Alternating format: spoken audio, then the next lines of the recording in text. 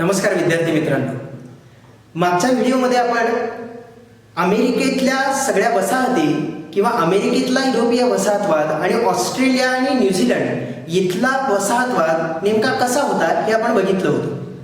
त्याच्यानंतर आता आपण या व्हिडिओमध्ये या भागामध्ये आपण आशियामधला युरोपीय वसाहतवाद कसा होता हे पाहणार आहोत. तर वळूयात आशियामधल्या युरोपीय वसाहतवादाच्या या मुद्द्याकडे.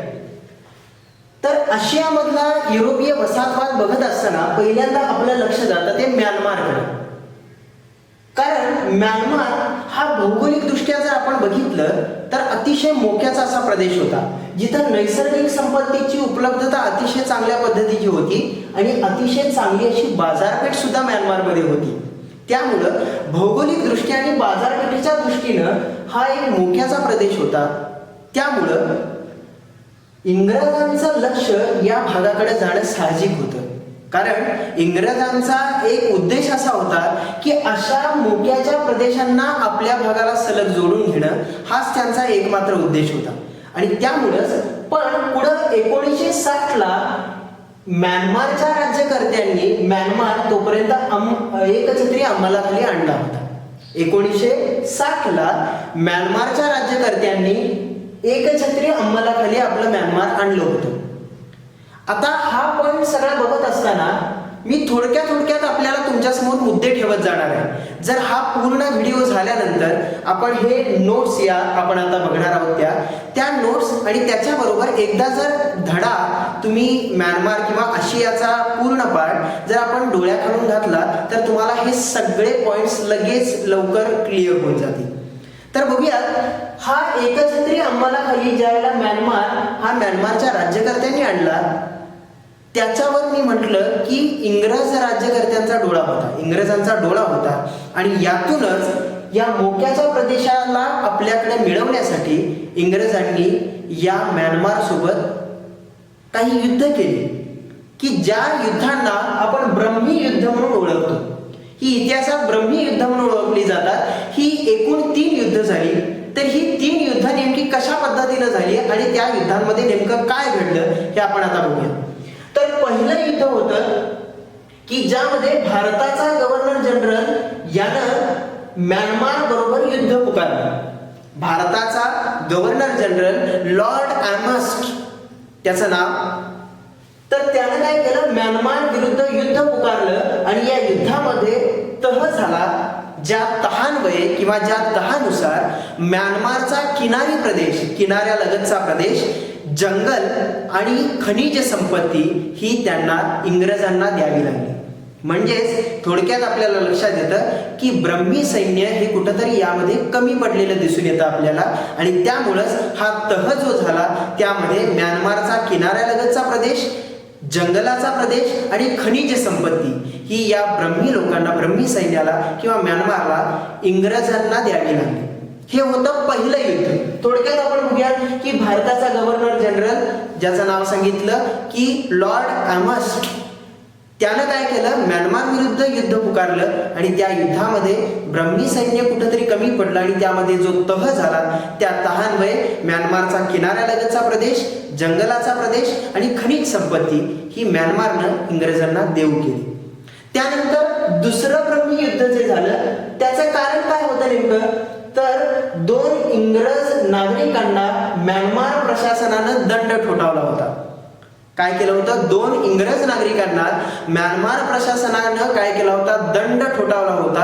आणि त्यामुळंच लॉर्ड डलहौसी यानं त्याला निषेध म्हणून त्या दंड जो पुकारला होता म्यानमार प्रशासनानं 2 इंग्रज नागरिकांना, त्या कारणाला अनुषंगून लॉर्ड डलहौसीनं काय केली, फौज पाठवली आपली ब्रिटिश सैन्याची. आणि त्यातूनच जे ब्रिटिश लॉर्ड डलहौसीनं पाठवलेली जी फौज होती ती फौज आणि ब्रह्मी सैन्य यांच्यामध्ये जे युद्ध झालं, दुसरं ब्रह्मी युद्ध म्हणून ते ओळखलं जातं, त्यामध्ये ब्रह्मी सैन्याचा सपशेल पराभव झाला.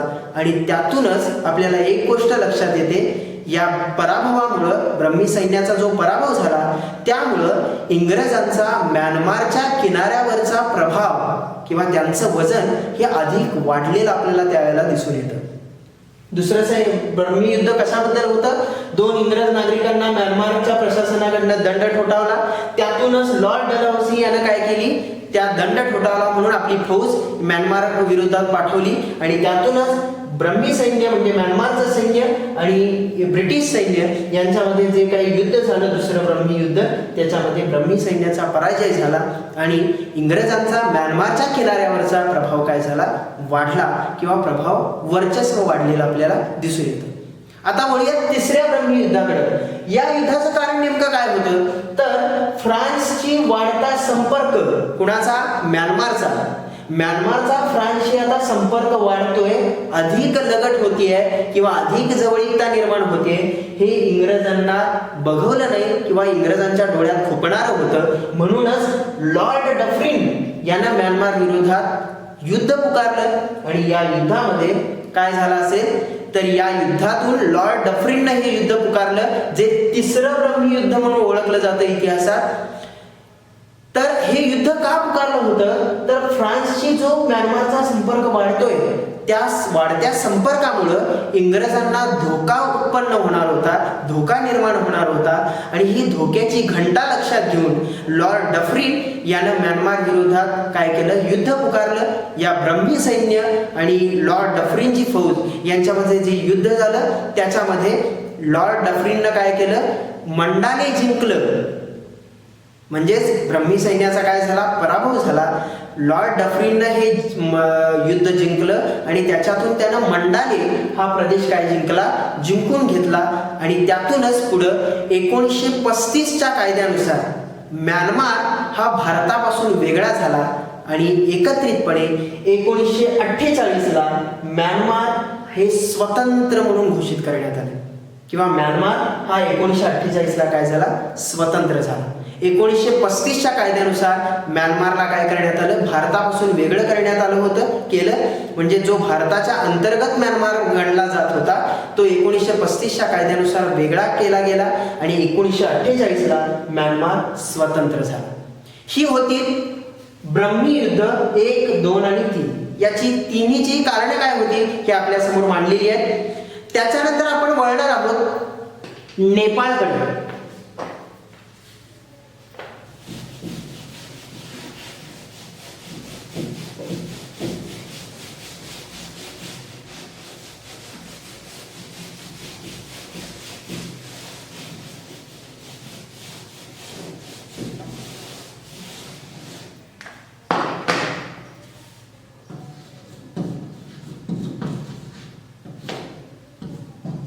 नेपाळमध्ये वसाहतवाद नेमका काय होता हे आपण आता बघणार आहोत.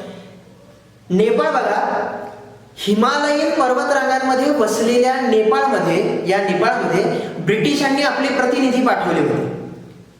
कशासाठी? तर प्रतिसाद न मिळाला. कशाचा? जे प्रतिनिधी ब्रिटिशांनी नेपाळमध्ये पाठवलेले होते, हिमालयीन पर्वतरांगातल्या या नेपाळमध्ये जे ब्रिटिशांनी आपले 2 प्रतिनिधी पाठवलेले, काहीतरी हितगुज करण्यासाठी हे प्रतिनिधी पाठवले होते. पण या आलेल्या प्रतिनिधींना या नेपाळकडून काहीच प्रतिसाद मिळाला नाही. म्हणून या ब्रिटिशांनी काय केलं? या नेपाळ विरोधात 2 युद्ध केली. का? कारण साधं होतं की या जे इंग्रजांचे 2 प्रतिनिधी या नेपाळमध्ये ब्रिटिशांनी पाठवले होते त्या प्रतिनिधींना नेपाळ प्रशासनाकडनं काहीही प्रतिसाद मिळाला नाही आणि म्हणूनच या कारणामुळं 2 युद्ध झाली. ही युद्ध होती 1816ला.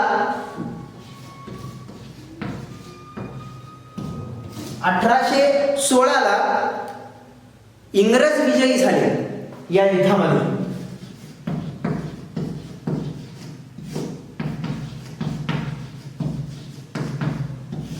1816च्या या युद्धामध्ये काय झाले? इंग्रज विजयी झाले आणि या युद्धातल्या विजयामुळं या नेपाळ बरोबर इंग्रजांचा जो तह झाला त्या तहात नेपाळमधले अनेक प्रदेश या इंग्रजांच्या ताब्यात आले. या तहामुळे तह झाला आणि या तहानुसार अनेक प्रदेश काय आले? ताब्यात आले. अनेक प्रदेशांचा ताबा हा इंग्रजांकडे आला नेपाळमधल्या. नंतर 1923ला पुढे झाली गोष्ट. 1816 ला इंग्रज विजयी झाले, 2 युद्ध जी झाली त्यामध्ये इंग्रज विजयी झाले, तह झाला, त्यामध्ये नेपाळमधला मोठा अनेक प्रदेश हा काय झाला इंग्रजांच्या ताब्यात आला. त्यानंतर 1923 ला इंग्रजांनी नेपाळला स्वातंत्र्य दिले. इंग्रजांनी नेपाळला स्वातंत्र्य दिलं. साल आहे 1923. त्यामुळं हा युरोपीय वसाहतवाद वेगवेगळ्या प्रदेशातला आपल्याला बघत असताना काही मोजकी माहिती आपल्याला याच्या अनुषंगाने येत जाणार आहे. आपल्याला फक्त ते प्रदेश आणि तिथल्या मोजक्या घटना किंवा मोजके प्रसंग किंवा मुद्दे जे आहेत ते आपल्याला लक्षात ठेवावे लागणार आहे. त्यामुळे अशा पद्धतीनं तुम्ही लक्षात ठेवत चला आणि हा व्हिडिओ झाल्यानंतर एकदा फक्त हा आशियाचा पूर्ण भाग वाचून घ्या. तुम्हाला हे सगळे पॉइंट अधिक लक्षात येऊन क्लिअर होऊन जाते. आता हा नेपाळमधला हा युरोपीय वसाहतवाद आपण बघितला. 2 युद्ध झाली, त्यामध्ये इंग्रज विजयी झाले. 1816 ला जो काही तह झाला त्या तहामध्ये अनेक प्रदेशांचा ताबा नेपाळमधल्या इंग्रजांना मिळाला. त्यानंतर 1923 ला इंग्रजांनी नेपाळला काय केलं स्वातंत्र्य दिलं. हा नेपाळमधला युरोपीय वसाहतवाद होता. आता पुढे बघूया सिक्कीम मध्ये नेमकं काय झालं. या सिक्कीम मध्ये आशियातला हा भाग हा प्रदेश यामध्ये युरोपीय वसाहतवाद कशा पद्धतीनं वर्क होत होता हे आपण बघणार आहोत. सिक्कीम मध्ये 1815 ला म्हणजे आता थोडक्यात सांगायचं झालं तर सिक्कीमचं नेमकं भौगोलिक स्थान काय आहे तर भारताच्या उत्तर सीमेवर भूटान, बंगाल, नेपाळ, तिबेट या सगळ्यांनी सिक्कीम वेढलेलं आहे. कोणकोणते? भारताची उत्तर सीमा, त्यामध्ये त्या सीमेवर भूटान, बंगाल, नेपाळ आणि तिबेट यांनी सगळे मिळून सिक्कीम वेढलेलं आहे. हे भौगोलिक स्थान आहे सिक्कीमचं आशियामध्ये. मग इथं काय झालं तर 1815 ला सिक्कीमच्या राजानं, आपण कोणता पॉइंट बघतोय सिक्कीम आशियातला हा प्रदेश, या सिक्कीमच्या राजानं 1815 ला दार्जिलिंग भोवतालचा प्रदेश हा काय केला ब्रिटिशांना देऊन टाकला. कोणी? सिक्कीमच्या राजानं 1815 ला दार्जिलिंगच्या भोवतालचा प्रदेश हा ब्रिटिशांना देऊन टाकला आणि त्या बदल्यात त्या राजाला ब्रिटिशांनी वार्षिक तनखा देणं सुरुवात केली. म्हणजे आम्ही तुम्हाला हे देतो, तुम्ही आम्हाला हे द्या. थोडक्यात तह झाल्यासारखं, करार झाल्यासारखी ही गोष्ट होती. सिक्कीमच्या राजानं 1815 ला दार्जिलिंगच्या भोवतालचा प्रदेश ब्रिटिशांना दिला आणि ब्रिटिशांनी या सिक्कीमच्या राजाला वार्षिक तनखा देणं सुरुवात केली. पुढे काय झालं तर 1886 ला तिबेटवर कारवाई झाली. कोणी केली? तिबेटवर कारवाई नाही, तिबेटनं सिक्कीमवर काय केलं हल्ला केला आणि हा हल्ला तिबेटनं सिक्कीमवर केल्या इंग्रजांनी काय केलं तिबेटवर कारवाई करून टाकली. म्हणजे कोणी कोणावर हल्ला केला? तिबेटनं या सिक्कीमवर हल्ला केला आणि तो हल्ला करताच इंग्रजांना त्याची कुणकुण लागल्यानंतर इंग्रजांनी थेट तिबेटवर कारवाई केली आणि या तिबेटवर झालेल्या कारवाईमध्ये इंग्रजांना वर्चस्व मिळालं. इंग्रजांचं माप हे जास्त वरचढ ठरलं आणि त्यातूनच एक महत्वाची गोष्ट घडली ती म्हणजे सिक्कीमचं अंतर्गत प्रशासन. म्हणजे बघा सिक्कीमचं पूर्ण प्रशासन आणि परराष्ट्र धोरण हे इंग्रजांनी काय केलं स्वतःकडे घेतलं. थोडक्यात प्रशासनच पूर्णपणे इंग्रजांनी ताब्यात घेतलं. कुणाचं? सिक्कीमचं. या सिक्कीमचं परराष्ट्र धोरण आणि अंतर्गत प्रशासन हे इंग्रजांच्या पूर्णपणे ताब्यात आलं. पुढे काय झालं 1886 ला हे आपण बघितलं, ही कारवाई झाली. त्यानंतर 1975 ला सगळ्या मतानं म्हणजे सार्वमतानं सिक्कीम हे भारतीय संघराज्यात काय झालं सामील झालं. सिक्कीम भारतीय संघराज्यामध्ये सामील झालं. ते साल आहे 1975. आपल्याला प्रवास लक्षात येतो. 1815 ला दार्जिलिंगच्या भोवतालचा प्रदेश सिक्कीमच्या राजानं ब्रिटिशांना दिला. त्या मोबदल्यात ब्रिटिशांनी त्या सिक्कीमच्या राजाला वार्षिक तनखा देणं सुरुवात केली. 1886 ला तिबेटनं सिक्कीमवर कारवाई करताच इंग्रजांनी तिबेटवर कारवाई केली आणि त्यातून इंग्रजांनी सिक्कीमचं अंतर्गत प्रशासन आणि परराष्ट्र धोरण या महत्वाच्या 2 गोष्टी या आपल्या स्वतःकडे घेतल्या. त्यातून इंग्रजांचं महत्व वाढलं, वर्चस्व वाढलं आणि 1975ला भारतीय संघराज्यामध्ये सिक्कीम काय झाला, समाविष्ट झाला, सामील झाला. हा आहे सिक्कीमचा भाग. या तीनच गोष्टी, या तीन घटना तुम्हाला लक्षात ठेवायच्या आहेत, बाकी यातलं काही लक्षात ठेवण्याची गरज नाही. पुढचा सेमच आशियामधला पुढचा पार्ट आहे, शेवटचा, तो म्हणजे भूटान. शेवटचा म्हणजे याच्यानंतर तिबेट आपण बघणार आहोत, पण भूटान हा एक महत्वाचा प्रदेश आहे जो आशियामध्ये गणला जातो. यामध्ये काय केलं होतं, भौगोलिक महत्व भूटानचं हे अतिशय महत्वाचं होतं, कारण ब्रिटिशांचा डोळा बघा आपण बघत आलेलो आहे. भौगोलिक दृष्ट्या महत्व असणाऱ्या मोक्याच्या प्रदेशावर ब्रिटिशांचा डोळा कायम राहिलेला आहे आणि त्यातूनच वसाहतवाद ही महत्वाची संकल्पना ब्रिटिशांनी कशी विस्तारत नेली हे आपण आतापर्यंत बघत आलेलो आहे. आणि म्हणूनच या पूर्ण संकल्पनेला युरोपीय वसाहतवाद हे एक व्यापक स्वरूप प्राप्त झालेलं आपल्याला दिसून येतं. तर भूटानमध्ये काय केलं या ब्रिटिशांनी, भौगोलिक महत्व भूटानचं काय आहे हे त्यांनी ओळखलं होतं आणि ब्रिटिशांचाच एक महत्वाचा अधिकारी वॉरन हेस्टिंग्स, जो भारत आणि ब्रिटिशांचं जे काही आपलं आपण बघतो स्वातंत्र्य चळवळ, स्वातंत्र्य लढा चालू होता, त्यावेळेला गव्हर्नर जनरल म्हणून वॉरन हेस्टिंगनं पद भूषवलं होतं. तोच हा वॉरन हेस्टिंग्स यानं काय केलं, भूटान सोबत मैत्रीपूर्ण संबंध निर्माण केले. आता आपण बऱ्याच वेळेला बघतो की आपण वर्गामध्ये काही वेळेला ज्याच्या सोबत आपलं जास्त जमतं त्याच्याबरोबर आपले मैत्रीपूर्ण संबंध हे आपल्या मनापासून असतात आणि एखाद्याकडनं आपलं जर काम काहीतरी करून घ्यायचं असेल तर तात्पुरत्या काळासाठी आपण त्या मित्राबरोबर काय करतो, त्याला लाडीगोडी लावण्याचा प्रयत्न करतो. थोडक्यात ब्रिटिशांनी काय केलं होतं, तोच प्रकार केला होता.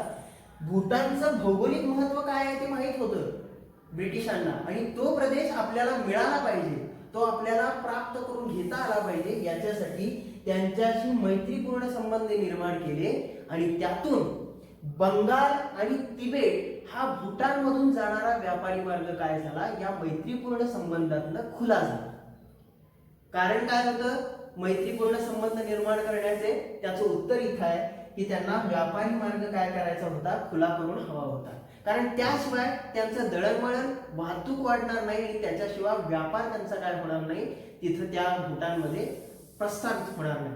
म्हणूनच त्यांनी बंगाल आणि तिबेट हा भूटानमधून जाणारा व्यापारी मार्ग काय केला, या मैत्रीपूर्ण संबंधातनं खुला करून घेतला.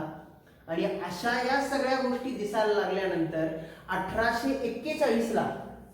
1841ला ॲशल एडन नावाच्या अधिकाऱ्यानं काय केलं, भूटान विरोधात आक्रमक धोरण काय केलं, निर्माण केलं, आक्रमक धोरण पुकारलं आणि यातून काय झालं, 1865ला यामध्ये भूटानचा पराभव झाला.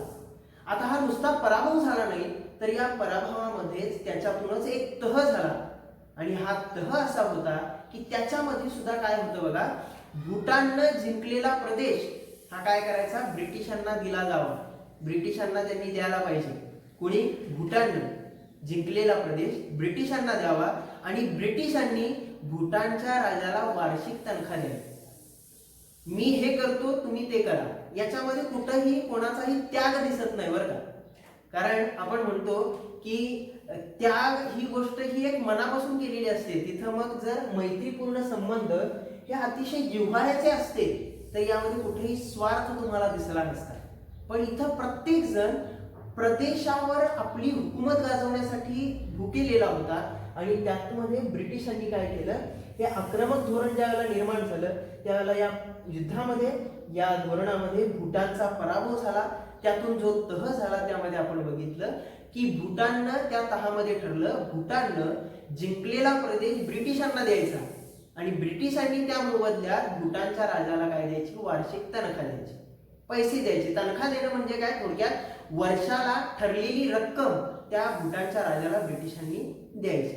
हे थोडक्यात त्यांच्यामध्ये तह झाला, करार झाला आणि भूटान राजानं काय केलं, संरक्षण आणि परराष्ट्र धोरण हे महत्वाचे अधिकार कोणाला दिले, इंग्रजांना दिले. बघा परत पुनरावृत्ती आहे.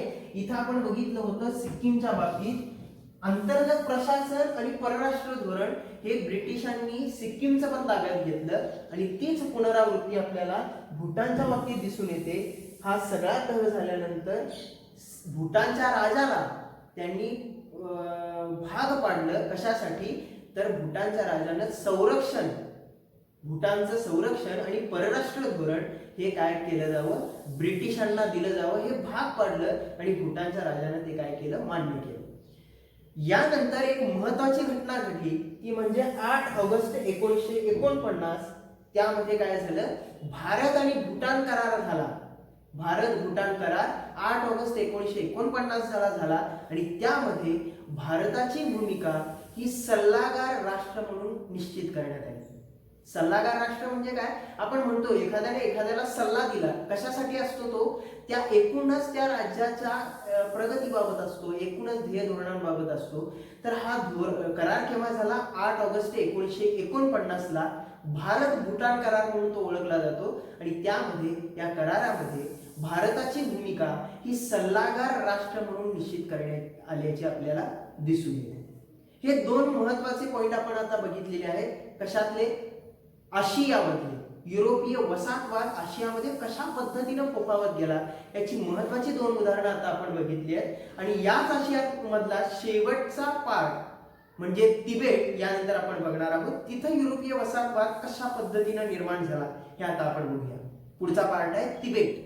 तुम्हाला एक गोष्ट लक्षात आली का बघा विद्यार्थी मित्रांनो, आपण आता 3 प्रदेश बघितले महत्वाचे आशियामधले जे युरोपीय वसाहतवादाला बळी पडले. ते म्हणजे आपण बघितलेले सिक्कीम, भूटान आणि आता आपण जे बघणार आहे तो तिबेट. हे तिन्ही प्रदेश, हे तिन्ही देश हे भारताच्या उत्तरेच्या सीमेवरचे शेजारचे देश आहेत. आणि या शेजारच्या देशांना भारत ही एक मोठी बाजारपेठ उपलब्ध होणार होती. आणि हीच मोठी बाजारपेठ, या बाजारपेठीवर आपलं वर्चस्व राहावं आणि शिवाय या सिक्कीम, भूटान आणि तिबेट या 3 लहान देशांवर आपलं वर्चस्व राहावं, याच्यासाठी ब्रिटिशांनी या 3 देशांना टार्गेट केलेलं आपल्याला दिसून येतं. ही एक महत्वाची गोष्ट आपल्याला या युरोपीय वसाहतवादाच्या मुळाशी असलेली दिसून येते. तर आपण बघूया, हे डोक्यात ठेवून आपण या प्रदेशांकडे बघितलं तर तुम्हाला हे समजायला फार सोपं होऊन जाईल. बघूयात आता तिबेट. अगदी छोटा पॉइंट आहे, समजायला अवघड नाही, सिक्कीम भूटान सारखाच आहे. तिबेटमध्ये नेमकं काय झालं, थोडक्यात ब्रिटिशांनी हे सगळं वसाहतवाद कशासाठी केला, एकमेव त्याच्या मध्यवर्ती असणारं कारण म्हणजे व्यापार, व्यवहार, संरक्षण आणि परराष्ट्र धोरण हे आपल्या हातात असले पाहिजे या देशांचे. हा त्यांचा एक महत्वाचा उद्देश त्या पाठीमागे होता. सेम तिबेटमध्ये आपला व्यापार वाढवणं हे इंग्रजांचं महत्वाचं उद्दिष्ट होतं. तिबेट म्हटल्यानंतर आपल्याला एकमेव लक्षात आलं पाहिजे की इंग्रजांना आपला व्यापार वाढवायचा होता, म्हणून त्यांनी तिबेटवर लक्ष केंद्रित केलं. तर हेच इंग्रजांचं उद्दिष्ट तिबेटच्या बाबतीत होतं की आपला व्यापार हा तिबेटमध्ये वाढवायचा. याच दरम्यान हे लक्षात घेऊन इंग्रज फौजा ह्या तिबेटच्या राजधानीपर्यंत पोहोचल्या. कशासाठी, तिबेट हस्तगत करण्यासाठी, तिबेट आपल्याकडे मिळवण्यासाठी. हे तो काळ होता लॉर्ड कर्झनचा काळ होता. हा एक महत्वाचा इंग्रज अधिकारी होता लॉर्ड कर्झन. हा एक महत्वाचा इंग्रज अधिकारी होता. याच्याच काळामध्ये या लॉर्ड कर्झननं भारतीय स्वातंत्र्य लढ्यामध्ये सुद्धा भारतीयांची मोठ्या प्रमाणावर पिळवणूक केलेली आपल्याला इतिहासात नोंद मिळते. तर तोच हा लॉर्ड कर्झन यानं काय केलं, याच्या काळामध्ये इंग्रज फौजा तिबेटच्या राजधानीपर्यंत नेल्या, कारण तिबेट त्याला लवकरात लवकर आपल्याला जोडून घ्यायचं होतं. आणि त्यातूनच पुढे 1907 ला महत्वाचा एक करार झाला. तो करार होता इंग्लंड रशिया करार. 1907 साल आहे, इंग्लंड रशिया करार. यामध्ये नेमकं काय ठरलं तर तिबेट मधल्या चीनच्या वर्चस्वाला तत्वतः मान्यता देण्यात आली. कोणाच्या, 1907 ला झालेला इंग्लंड रशिया करार. या करारामध्ये तिबेटमध्ये चीनचं जे वर्चस्व निर्माण होताना दिसत होतं त्याला तत्वतः मान्यता दिली. तत्वतः काही त्याला नियम अटी लागू केले आणि तत्वतः मान्यता दिली. आणि तिबेटवर संपूर्ण वर्चस्व मिळवण्यासाठी पुढं त्यांना वाव मिळाला.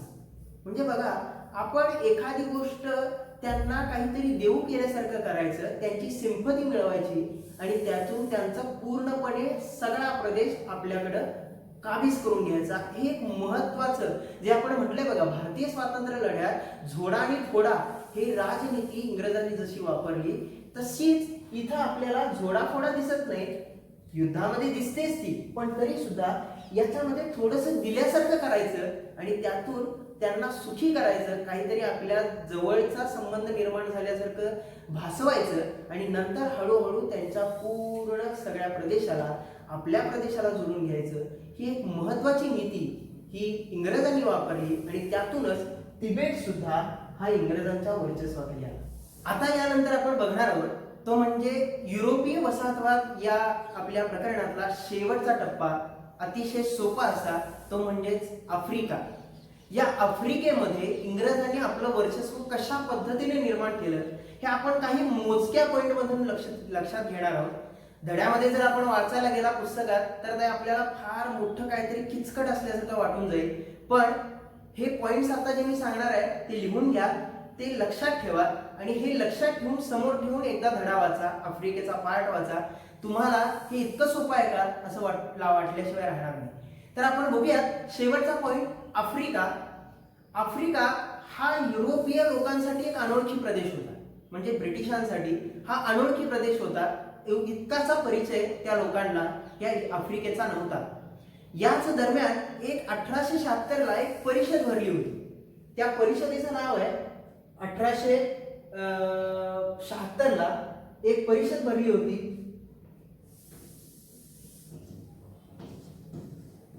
1876 ची ती परिषद आहे. त्या परिषदेचं नाव आहे ब्रुसेल्स परिषद, कारण ती भरली होती ब्रुसेल्स या ठिकाणी. या ठिकाणी भरली होती. ही परिषद नेमकी कशासाठी होती तर बेल्जियमच्या राजाने ही भरवलेली परिषद होती ब्रुसेल्स या ठिकाणी 1876 ला. आणि ही परिषद, या परिषदेमध्ये ज्या विषयांवर चर्चा झाली त्यातून एक संस्था स्थापण्याची निश्चिती झाली, एक संस्था स्थापन झाली. त्या संस्थेचं नाव होतं International association for the exploration and civilisation of central Africa. म्हणजे आफ्रिकेचं जे काही एक्सप्लोरेशन आहे, आफ्रिकेची एकूणच अंतर्गत प्रशासन आहे किंवा त्याचं जे सिव्हिलायझेशन करून घडवून आणायचं आहे, या सगळ्या गोष्टींच्या बाबतीतले जे विचार विनिमय व्हायला पाहिजे, तो विचार विनिमय होण्यासाठी एक संस्था स्थापन करण्याचा निर्णय या ब्रुसेल्स मधल्या परिषदेमध्ये घेण्यात आला.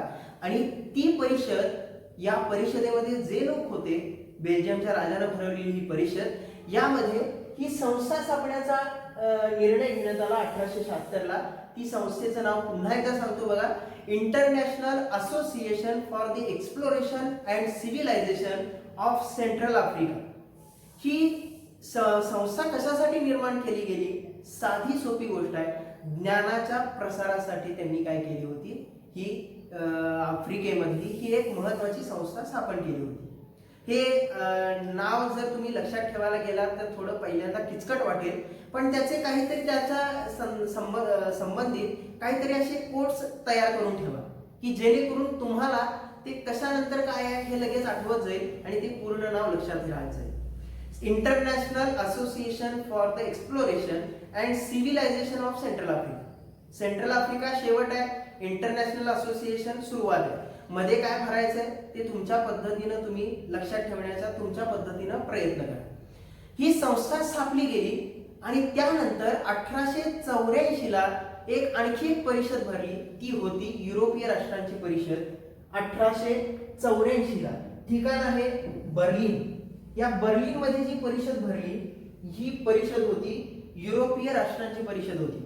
आणि यामध्ये काय ठरलं तर आता त्यांचं टार्गेट होतं ते म्हणजे आफ्रिका. आता बाकीचे सगळे ते प्रदेश त्यांच्यावर वर्चस्व मिळवत आलेच होते. आशिया, त्यामध्ये म्यानमार, भूटान, तिबेट, सिक्कीम हे आपण आता बघितलं, त्याच्यावर वर्चस्व ब्रिटिशांनी मिळवलंच होतं युरोपीय राष्ट्रांनी. पण आता आफ्रिका हा त्यांचा एक टार्गेट होतं आणि हा आफ्रिकेचा प्रदेश आता आपण आपसामध्ये कसा वाटून घ्यायचा त्याचा थोडक्यात आपण काय म्हणू की ते कशा पद्धतीनं डिवाइड करायचा आपल्यामध्ये, त्याच्यासाठी ही बर्लिनमध्ये ही परिषद भरली युरोपीय राष्ट्रांची. त्याच्यामध्ये त्यांनी एक महत्वाचं एक तत्व स्वीकारलं सगळ्या राष्ट्रांनी. ते काय होतं तर आफ्रिकेतील वसाहतीच्या नैसर्गिक संपत्तीचा उपयोग करण्यासाठी एखादं राष्ट्र जर अक्षम ठरलं, अक्षम म्हणजे काय, कमी ठरलं किंवा असहाय्य ठरलं, त्याला जमलं नाही ते हे करणं, नैसर्गिक संपत्तीचा उपयोग करणं पाहिजे तसा, तर ते राष्ट्र अक्षम ठरल्यास त्या राष्ट्रानं, त्या असहाय्य किंवा अक्षम ठरलेल्या राष्ट्रानं तो प्रदेश दुसऱ्या सक्षम युरोपीय राष्ट्राला द्यायचा. हा महत्वाचा निर्णय या बर्लिन इथल्या या परिषदेमध्ये ठरला. बघा पुन्हा एकदा सांगतो काय ठरलं महत्वाची गोष्ट. आफ्रिका हे तर टार्गेट होतं युरोपीय राष्ट्रांचं.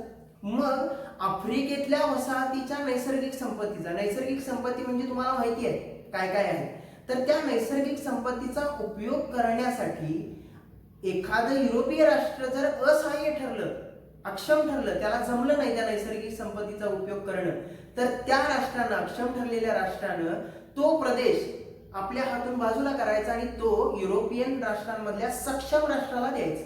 हा महत्वाचा निर्णय या परिषदेत घेतला गेला आणि यातूनच युरोपीय राष्ट्रांनी आफ्रिकेवर वरचढ करायला सुरुवात केली. आफ्रिका आपल्या ताब्यात घेण्यासाठी सुरुवात केली आणि त्याचं बळी ठरलेली आफ्रिकेतली पहिली वसाहत होती ती म्हणजे कांगो प्रदेश. आफ्रिकेतली ब्रिटिशांनी, युरोपीय राष्ट्रांनी घेतलेली पहिली वसाहत स्थापन केलेली ती म्हणजे कांगो प्रदेश ही आफ्रिकेतील युरोपीय राष्ट्रांची पहिली वसाहत ठरली. अशा पद्धतीनं अनेक वसाहती या प्रत्येक राष्ट्रांना, युरोपीय राष्ट्रांनी आपल्या ताब्यामध्ये घेतल्या. आता कोणत्या राष्ट्रांनी कोणकोणत्या वसाहती ताब्यात घेतल्या याची काही उदाहरणं सांगतो आणि बाकीची उदाहरणं आता तुम्हाला शोधायची. सगळंच इथं युरोपीय राष्ट्रांनी कोणकोणत्या राष्ट्रांना आपल्या वसाहती घेतल्या आफ्रिकेमधल्या ते मी सगळंच सांगणार नाही, थोडक्यात सांगणार, थोडकं तुम्ही शोधायचं, म्हणजे तुम्हाला सुद्धा त्यातलं काहीतरी शोधण्याचा आनंद मिळाला पाहिजे. त्यातले पहिला देश आहे तो म्हणजे जर्मनी. जर्मनीनं आफ्रिकेतल्या कोणकोणत्या वसाहती घेतल्या बघा, टोगोलँड आणि पूर्व आफ्रिकेचा प्रदेश. जर्मनीनं, हा युरोपीय राष्ट्र आहे, जर्मनीनं कोणती वसाहत घेतली आफ्रिकेतली, टोगोलँड आणि पूर्व आफ्रिकेचा प्रदेश या वसाहती जर्मनीनं घेतल्या. त्याचबरोबर फ्रान्सचं आणखी एक उदाहरण देतो आणि थांबतो. फ्रान्सनं कोणकोणत्या आफ्रिकेतल्या वसाहती घेतल्या, मादागास्कर बेट घेतलं फ्रान्सनं, दोहोमे प्रदेश घेतला जो पोर्तुगालच्या ताब्यात होता, तो दोहोमे प्रदेश फ्रान्सने घेतला. ट्युनिस नावाची एक वसाहत होती ती तुर्की लोकांकडनं त्यांनी आत्मसात केली, काबीज करून घेतली. आणि अल्जेरिया, मोरोक्को या वसाहती सुद्धा आफ्रिकेतल्या या फ्रान्सनं आपल्याकडं काबीज करून घेतल्या. अशा पद्धतीनं अनेक राष्ट्रांनी या वसाहती आफ्रिकेतल्या आपल्या राष्ट्राला जोडून घेतल्या. आता आणखी कोणत्या वसाहती कुणी कुणी घेतल्या हे तुम्हाला शोधायचं आहे. तुम्हाला लक्षात आलं असेल की हा धडा वाटतो तितका अवघड अजिबात नाही. जर आपण मोजके पॉइंट, आपण जे पूर्वार्धामध्ये, त्याचबरोबर उत्तरार्ध एक भागामध्ये आणि आता या उत्तरार्ध दोन भागामध्ये जे जे काही पॉइंट बघितले ते आपण मोजके मी तुम्हाला देण्याचा प्रयत्न केलेला आहे. ते पॉइंट समोर ठेवा सगळे आणि धड्या एकदा वाचून काढा. तुम्हाला हे सगळे पॉइंट तुम्हाला लक्षात येत जातील आणि युरोपीय वसाहतवाद हा किती सोपा आहे लक्षात घ्यायला म्हणतोय. त्या जे राष्ट्र त्याला बळी पडले त्यांच्यासाठी हे सगळं अवघडच होतं, पण अभ्यास करण्यासाठी आपल्याला कितपत सोपं आहे हे तुम्हाला लगेच लक्षात येऊन जाईल. धडा वाचा, हे नोट्स डोळ्याकडून घाला, तुम्हाला युरोपीय वसाहतवाद हे प्रकरण अतिशय सोपं वाटून जाईल. पुढच्या प्रकरणाला आपण पुढच्या व्हिडिओमध्ये सुरुवात करणार आहोत, तिसऱ्या प्रकरणाला. तोपर्यंत या धड्याचा पूर्ण अभ्यास करा, या नोट्सना पुन्हा एकदा डोळ्याकडून घाला आणि युरोपीय वसाहतवाद हा सोपा करून घ्या. धन्यवाद.